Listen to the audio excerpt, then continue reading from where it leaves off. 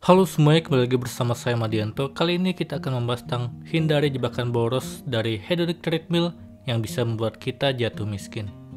Hedonic treadmill inilah salah satu sisi paling kelam dalam aspek psikologis manusia. Kita semua mengalaminya ketika berhubungan dengan uang.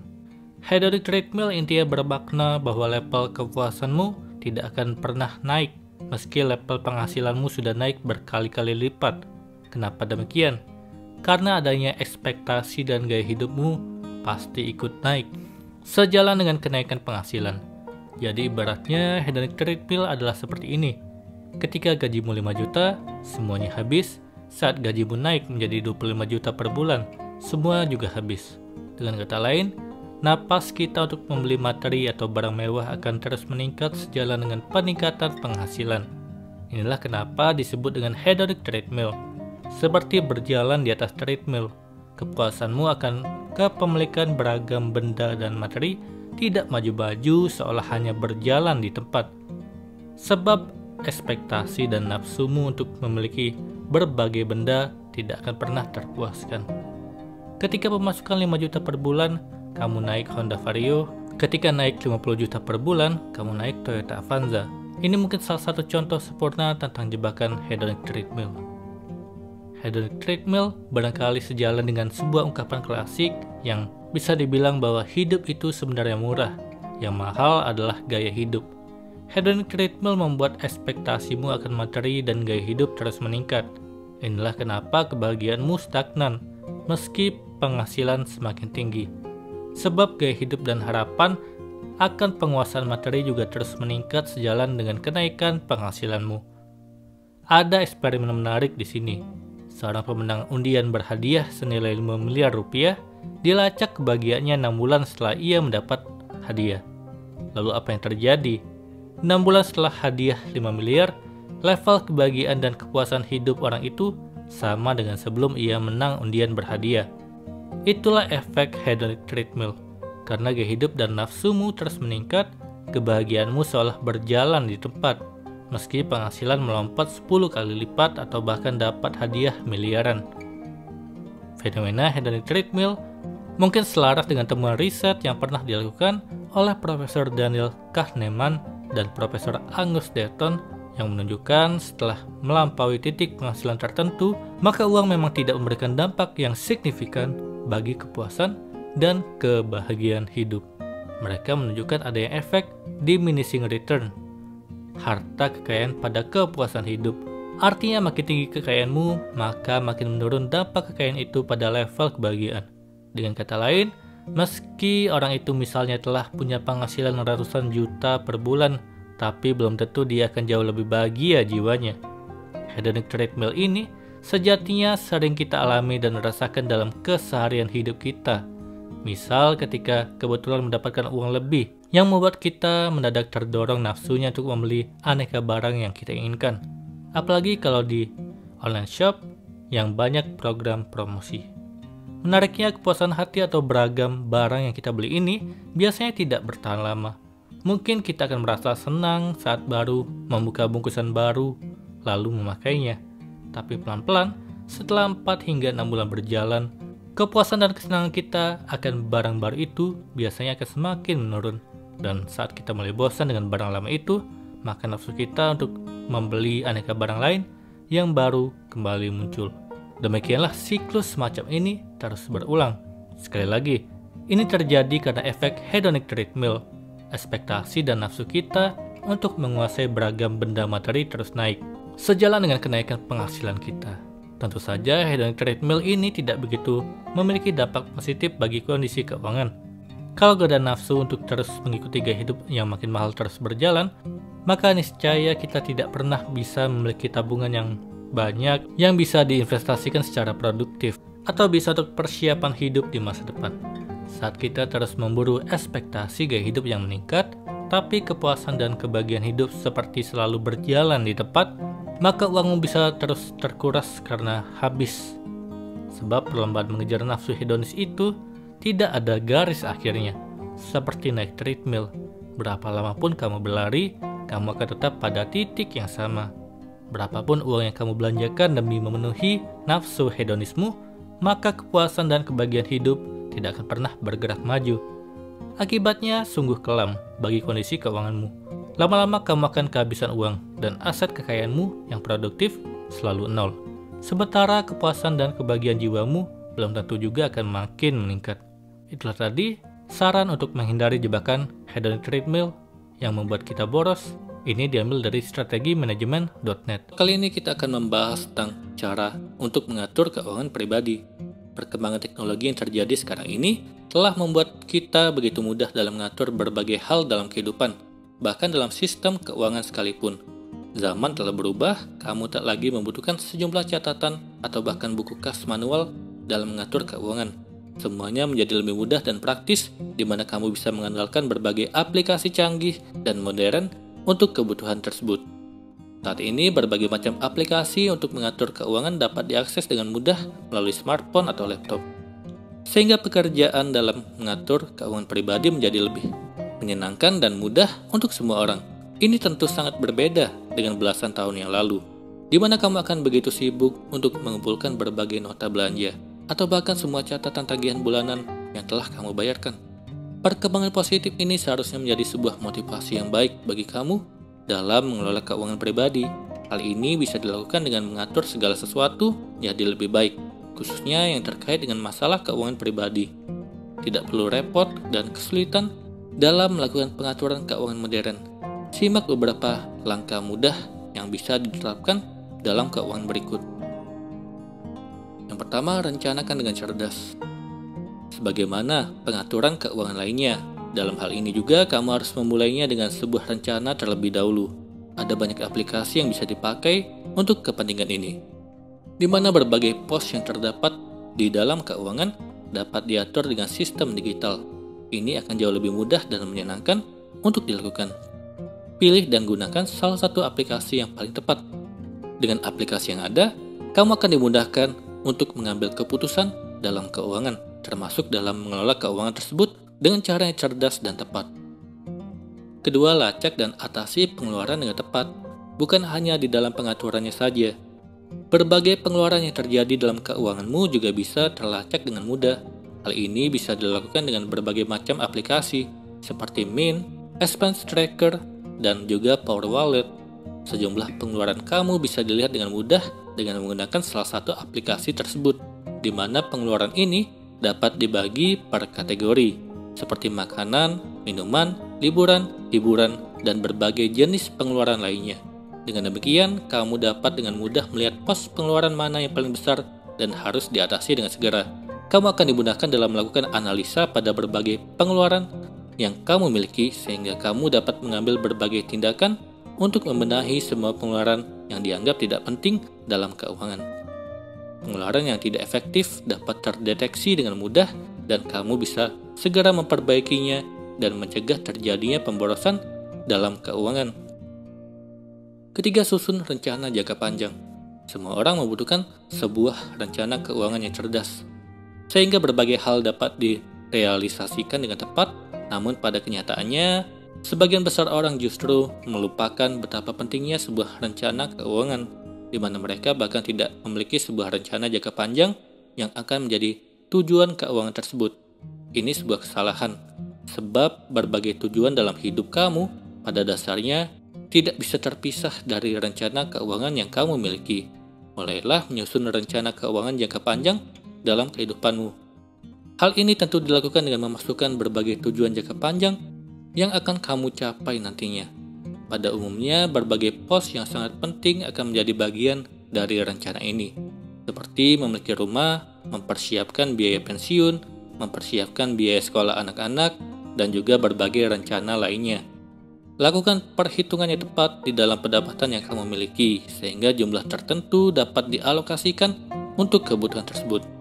Tidak perlu khawatir akan kesulitan dalam melakukan hal ini, sebab sejumlah website keuangan dan investasi sudah menyediakan alat yang dapat diandalkan untuk menghitung semua hal tersebut dengan mudah. Dengan menggunakan peralatan di sana, kamu bisa melihat besaran biaya dan juga berbagai komponen yang bisa kamu alokasikan dengan tepat untuk menutupi rencana tersebut ke depannya secara bulanan. Keempat, lakukan investasi yang cerdas. Jangan pernah memisahkan rencana keuangan dengan kegiatan investasi di dalamnya, sebab hal ini akan sangat membantu kamu dalam mencapai target keuangan yang kamu inginkan. Saat ini, kegiatan investasi bukanlah sebuah hal yang sulit untuk dilakukan, di mana hal ini bahkan bisa kamu lakukan secara online dan praktis. Belasan tahun yang lalu, berbagai instrumen investasi yang paling populer mungkin hanya berkutat di seputar deposito serta tabungan saja. Sebab kedua komponen ini dianggap sebagai instrumen yang aman untuk dipilih. Tapi hal tersebut juga sebanding dengan pendapatan yang tidak tinggi dari investasi tersebut, di mana bank hanya menerapkan sejumlah bunga yang ringan bagi keduanya. Lalu bagaimana kamu bisa mencapai tujuan keuangan dengan mudah? Saat ini sejumlah bentuk investasi lainnya jauh lebih menguntungkan, di mana hal tersebut bahkan bisa memudahkan kamu dalam mencapai tujuan keuangan. Kamu bahkan dapat melakukan investasi secara online selama kegiatan tersebut dilakukan pada wadah yang tepat dan aman. Saat ini, ada banyak bank dan juga lembaga keuangan lainnya yang bisa kamu jadikan sebagai pihak di mana kamu bisa melakukan investasi dalam berbagai bentuk seperti saham, reksadana, obligasi, dan yang lainnya. Pilihlah wadah yang tepat agar investasi bukan hanya menghasilkan, tapi juga aman. Lakukanlah dengan teratur dan disiplin. Dalam mengatur keuangan, kamu akan membutuhkan disiplin yang tinggi untuk melakukannya. Meski diberi kemudahan dengan berbagai aplikasi modern, tapi hal ini tetap harus dilakukan dengan cerdas dan penuh pertimbangan. Pilihlah aplikasi yang tepat, sehingga pengaturan keuangan akan lebih mudah untuk dilakukan. Kali ini kita akan membahas tentang 7 tanda kamu salah dalam mengelola pendapatan bulanan. Apakah kamu sering kehabisan uang sebelum tanggal gajian tiba? Atau kamu masuk ke tim uang gajian sebagian besar habis untuk bayar cicilan atau pay later?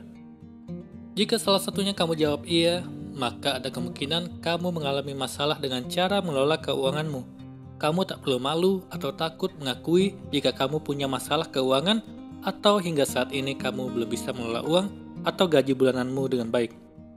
Mengelola uang di zaman serba online saat ini memang tidak mudah, sebab ada banyak sekali godaan, seperti belanja, jajan hingga main game online. Atau barangkali ceritanya kamu sudah mencoba bergaya hidup minimalis, tapi tetap saja uang yang dihasilkan tak cukup membantu diri sendiri atau sekedar hidup. Umumnya ada banyak faktor yang bisa membuat pendapatan atau gajimu tidak akan pernah cukup. Misalnya, karena terlalu banyak mengeluarkan uang untuk memenuhi gaya hidupmu. Lebih parahnya, kamu terjebak banyak hutang di berbagai tempat. Akibatnya setiap bulan uang gajianmu sebagian besar terpaksa habis untuk membayar utang-utang tersebut. Sungguh hal tersebut termasuk ke situasi yang cukup berbahaya untuk kondisi keuanganmu. Lebih baik kamu segera menyadari tanda-tanda kesalahan mengelola gaji sebelum terlanjur tenggelam dengan pola keuangan yang tidak sehat. Berikut ini 7 tanda kamu salah mengelola uang bulananmu dan tips mengatasinya. Yang pertama, tidak menggunakan kartu kredit secara bijak. Lebih baik ingat, kartu kredit bukanlah solusi kurangnya gaji. Satu hal yang paling tampak jika kamu mengalami masalah pada pengelolaan pendapatan adalah selalu berpikir dan menjadikan kartu kredit ataupun cara kredit lainnya sebagai solusi atas kekurangan uang gajianmu. Ini adalah cara yang sangat salah. Stop menganggap kartu kredit merupakan solusi saat gajianmu kecil. Ketahuilah jika kamu terus menerapkan pola pikir yang salah tentang penggunaan kartu kredit, maka resikonya tagihan kartu kredit menumpuk, kamu mengalami gagal bayar kartu kredit, dan efeknya BI checking score atau skor riwayat kredit kamu di bank akan tercatat tidak lancar. Perbaiki mindset kamu tentang kartu kredit. Pahami bahwa kartu kredit adalah fasilitas dari bank yang bisa mempermudah hidup dan keuanganmu jika digunakan dengan bijak.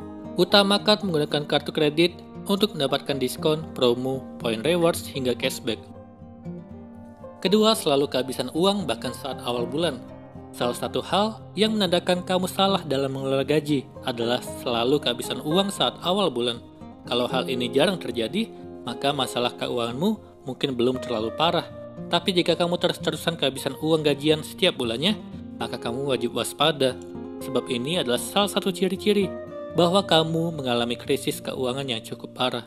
Lakukan evaluasi sederhana pada keuanganmu. Tulis apa saja cicilan atau utang yang wajib kamu bayar setiap bulannya. Catat juga berapa kebutuhan hidup yang harus kamu cukupi selama sebulan. Hindari bersikap boros atau belanja hal-hal yang sifatnya konsumtif. Lalu yang paling penting, Jangan lupa tahan diri untuk tidak membuka utang baru ketika utang lama belum lunas. Kamu harus berupaya keras untuk bisa keluar dari situasi krisis keuangan. Hindari jebakan kebiasaan gali lubang tutup lubang, seperti halnya berutang untuk menutupi utang yang lain. Jangan lupa berusaha untuk mencari penghasilan tambahan agar kamu bisa mencukupi semua kebutuhan dan membayar utang-utang yang ada. Ketiga, selalu menunggak utang. Jika pada awal bulan kamu menimbang-nimbang mana saja utang yang harus kamu bayar terlebih dahulu, maka hal ini menunjukkan kamu ada masalah keuangan. Waspadalah, karena penting untuk mengambil tindakan atas situasi tersebut. Jangan berutang lagi. Mulailah perbanyak bersyukur dengan apa yang sudah kamu miliki. Lalu pelan-pelan kamu perlu mengurangi pengeluaran yang tidak diperlukan. Pikir sebanyak 5 kali jika kamu ingin beli barang tapi uangnya belum cukup. Tahan dulu, jangan sampai utang bertambah. Berlatihkan untuk melakukan review pengeluaranmu. Mulailah untuk tidak membayar utang. Buatlah catatan khusus untuk utang atau kredit yang kamu miliki. Jangan sampai membayar denda. Keempat, keuangan serba pas. Tak ada anggaran yang bisa dipotong. Bagaimana kalau kamu sudah melakukan review tapi tak bisa menemukan anggaran yang bisa dipotong? Kalau kamu mengalami hal ini, artinya kamu mengalami krisis pendapatan. Umumnya, orang yang mengalami ini akan bingung saat harus memilih untuk mana kebutuhan yang sifatnya utama dan tidak. Sebagai solusi, cobalah lagi menimbang manfaat ketika kamu harus mengeluarkan uangmu. Misalnya, kamu mau belanja sepatu. Pikirkan dulu, apakah kamu membeli sepatu karena memang kamu butuh sepatu baru atau kamu hanya ingin bergaya saja? Lalu cek lagi, apakah harga sepatu tersebut tidak membebani kamu atau kamu beli sepatu bermerek dan mahal karena gengsi semata. Belajarlah untuk mengetahui mana yang termasuk kebutuhan dan mana yang keinginan supaya kamu tidak terjerat krisis keuangan. Untuk pengeluaran bulanan saja kamu selalu kekurangan. Mana bisa kamu menyiapkan dana cadangan untuk keadaan darurat? Ujung-ujungnya, kamu selalu mengandalkan kartu kredit atau berutang sana-sini.